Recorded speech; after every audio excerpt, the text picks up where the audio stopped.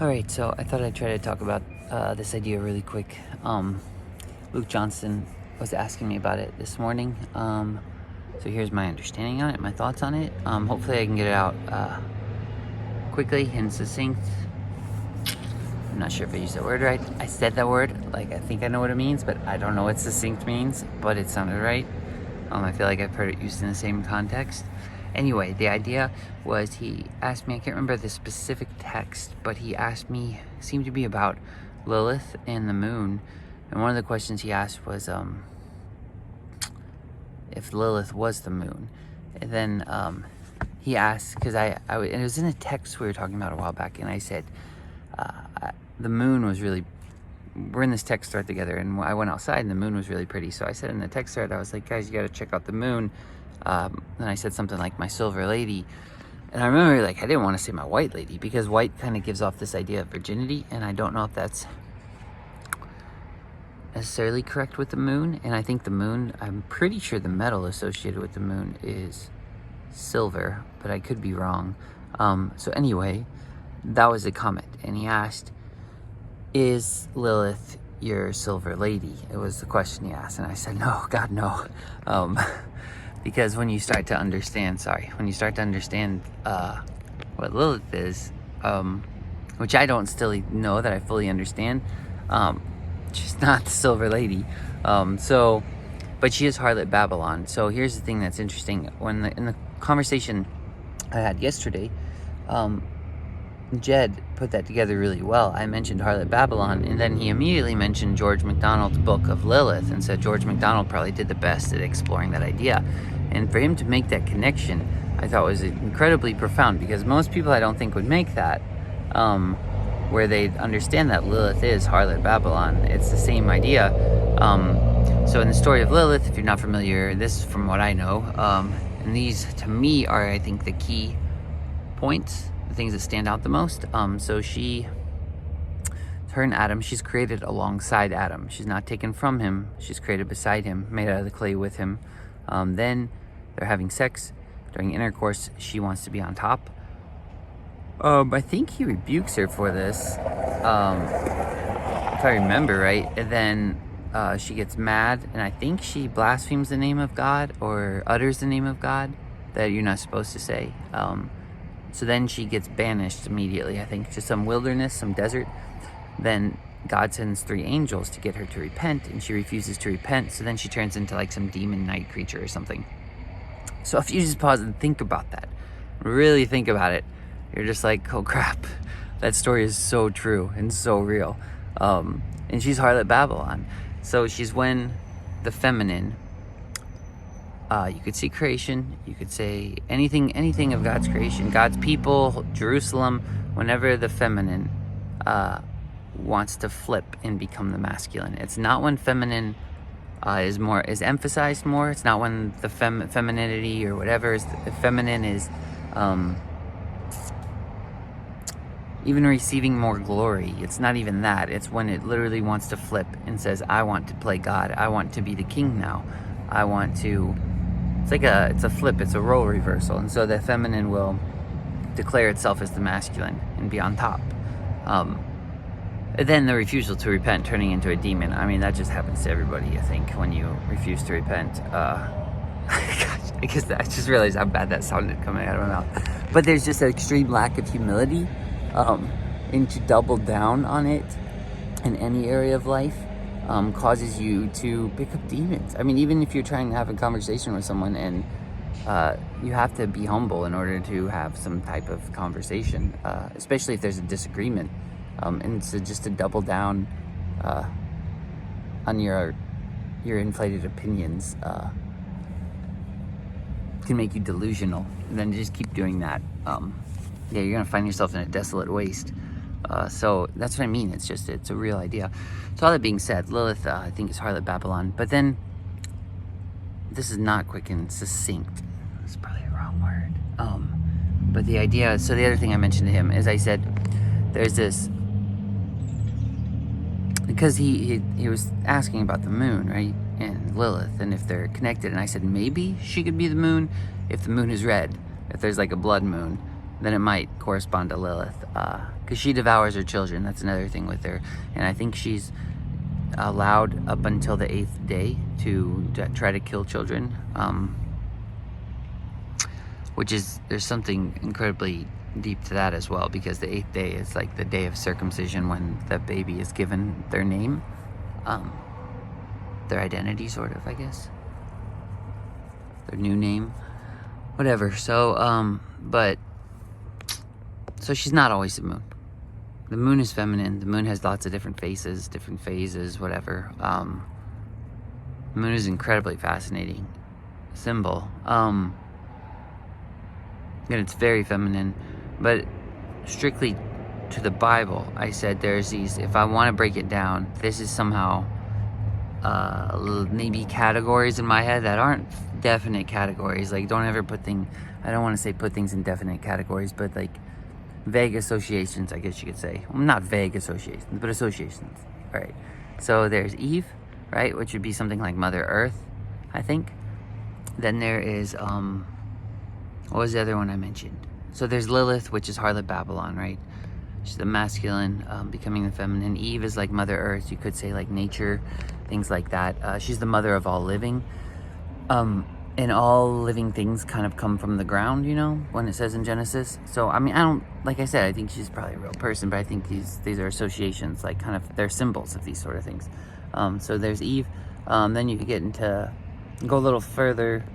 You have Sarah, and I'm not quite sure what to make of her yet. I know she's the mother of like the promised seed, right? Because Abraham is the father of faith, right? Abraham believed. He's often known as the father of faith. He believed God, and it was accounted to him for righteousness. So Sarah would be something like the mother of that promised seed of Isaac, which means, if I believe that means laughter. And whenever God says to her that she'll get pregnant, she said, "Shall I indeed have Eden?"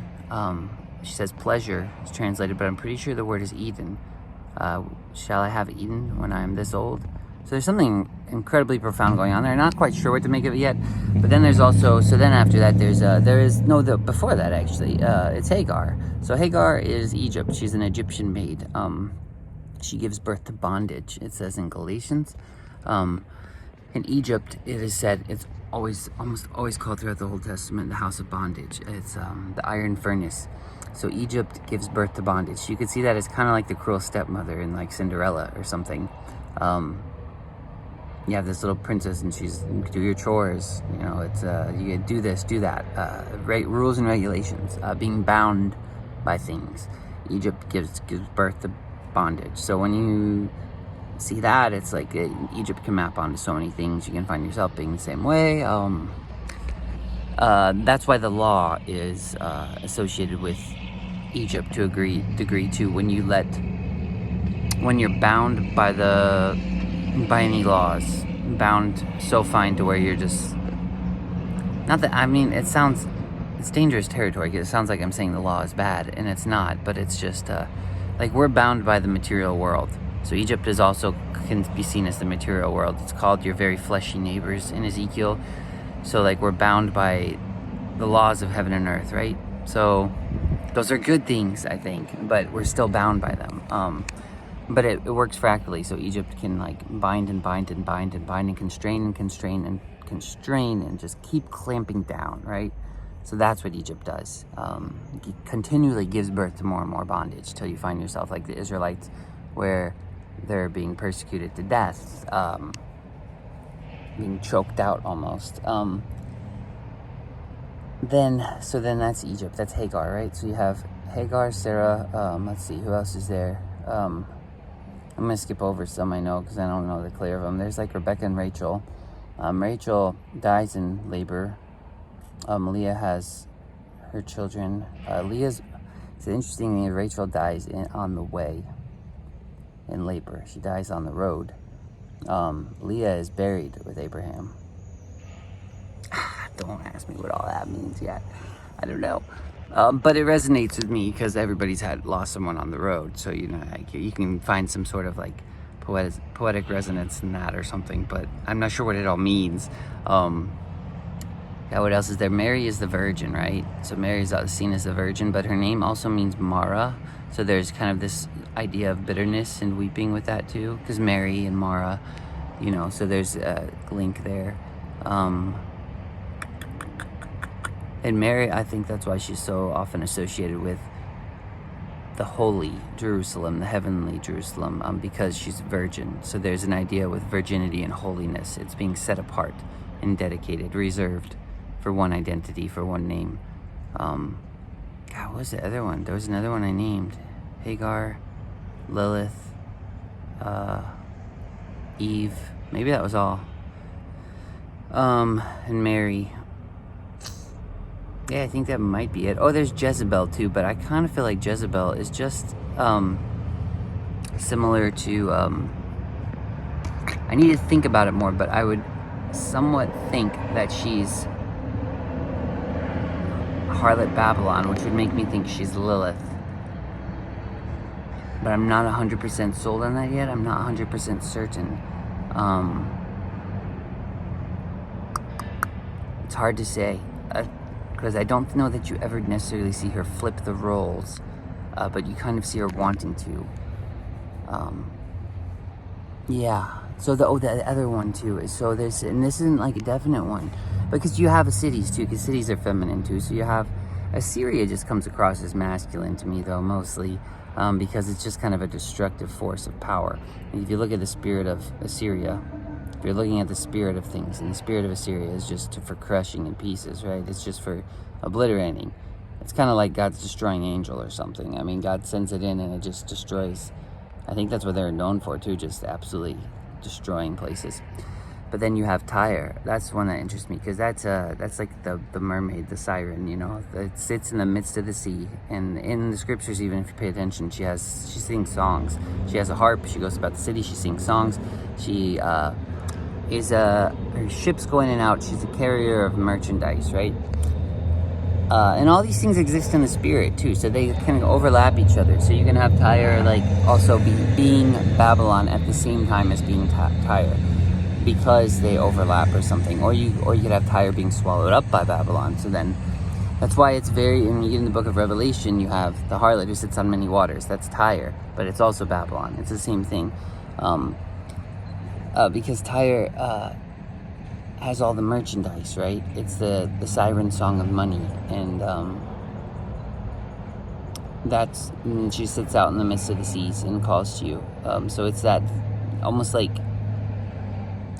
I don't want to say devouring feminine aspect, where you see all this potentiality of this merchant world, the wealth of the seas, you know, but it's chaotic, and it'll dash you on the rocks, and it distracts you from the true. Like, it's pulling you out into the depths, to the sea, away from what is meaningful. Like it says, set your eyes on things above and not on things of the earth. And she calls to you and gets you distracted with all the merchandise, the wealth of the world, things like that.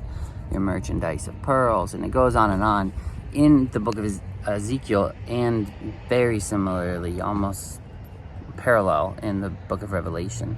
It'll go on about all the different merchandise she gives back and forth. So that's different aspects to the feminine, I guess. All kind of started off the idea of Lilith. Anyway.